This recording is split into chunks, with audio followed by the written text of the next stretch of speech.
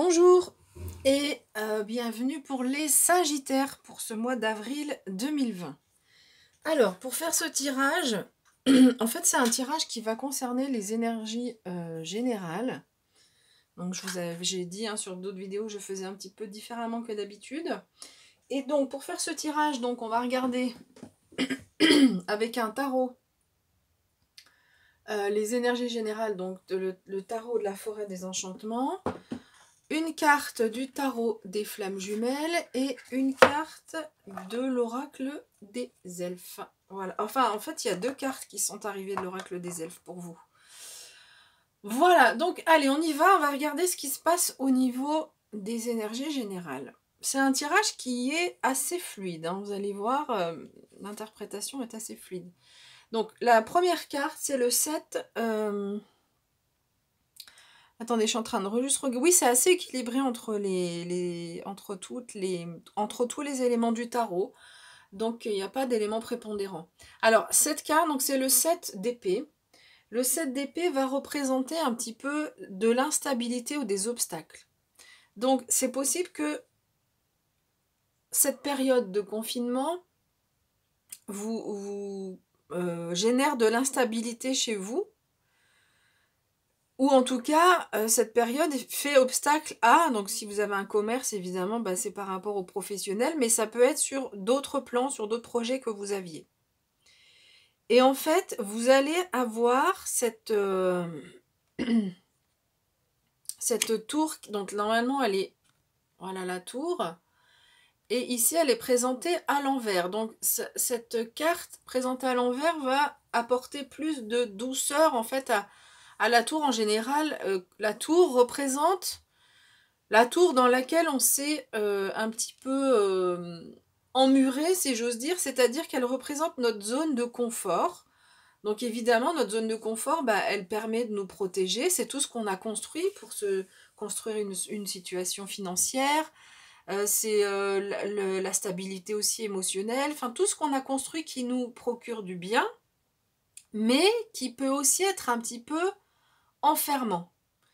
Donc ici, en fait, la tour, elle représente un événement amené par le monde spirituel, qui peut être soit un événement concret, donc c'est peut-être quelque chose qui va vous arriver concrètement, soit une prise de conscience. Mais c'est assez rapide avec la tour, c'est paf, ça arrive d'un coup. Mais comme elle est présentée à l'envers, elle va quand même vous apporter, ça va se faire plus en douceur que d'habitude, parce que la tour, parfois, l'événement qui arrive peut un peu nous chambouler, un peu nous surprendre, alors que ici, présenté à l'envers, ça va être un peu plus en douceur. Donc en fait, par rapport à cette instabilité ici, ou ces obstacles que vous ressentez, il va y avoir un événement ou une prise de conscience qui va vraiment vous faire basculer et vous faire changer de point de vue, parce qu'on a l'as de bâton qui parle de nouvelles idées, de nouveaux projets. Les bâtons, c'est ce qui concerne l'action, ce qui concerne la motivation. Donc ça va vraiment être quelque chose, c'est le feu. Regardez ce dragon qui souffle et qui allume ici, qui éclaire ce bâton. Donc ça va être votre projet qui va vraiment être en lien avec votre motivation intérieure. Donc il y a quelque chose de nouveau. Ça peut être de façon plus générale, si on parle de bien-être, pas de bien-être, pardon, mais de développement personnel, une prise de conscience par rapport à quelque chose dans votre vie, de façon un peu plus générale. Et ça va se faire de façon assez... donc dans la douceur, mais ça va être...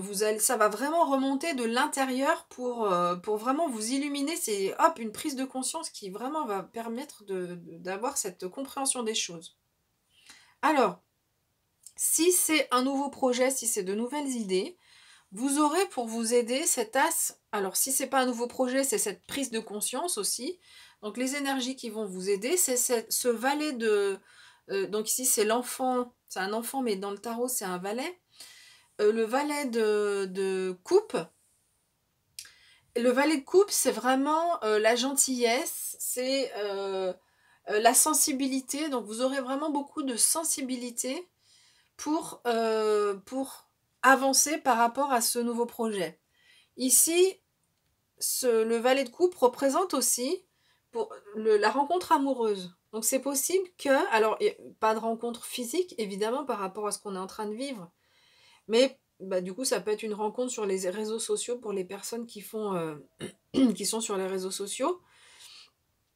Donc ça va parler à quelques-uns ou quelques-unes d'entre vous, hein, mais pas à tout le monde. Voilà. Mais sinon, cette carte, donc, vous aurez vraiment beaucoup de sensibilité pour avancer par rapport à ce nouveau projet. Et vous avez cette belle énergie de la reine de bâton, qui est, que vous soyez homme ou femme, hein, c'est une énergie qui sera pour vous. Donc c'est une énergie féminine. Et c'est vraiment la femme qui est mature, qui sait ce qu'elle veut. Ici, on voit qu'elle est en train de danser, peu importe ce qui se passe autour. Elle est dans sa danse, peut-être même presque en transe. Et donc, elle dégage vraiment beaucoup de... On sent beaucoup à la fois de l'assurance, mais tout en douceur, tout en sensibilité aussi.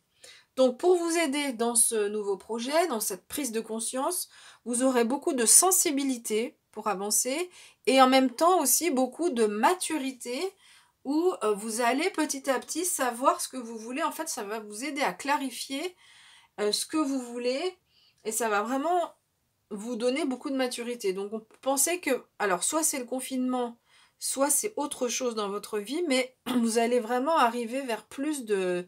Il va y avoir un gain de maturité ici. Et enfin, dernière carte, on a le 10. Alors, écoutez, il tombe pour beaucoup de signes. Donc c'est le 10 de denier. On voit ces personnes réunies. Donc, ça peut vouloir dire que donc fin avril, début mai, je dis ça peut, hein, c'est pas sûr, mais ça peut vouloir dire que ce sera la fin du confinement et regardez la joie pour chacun et chacune de se retrouver. Donc je dis ça parce que, mais bon, évidemment je mets des guillemets, c'est une interprétation possible. Après, donc ce que dit cette carte, sinon c'est réussite et prospérité.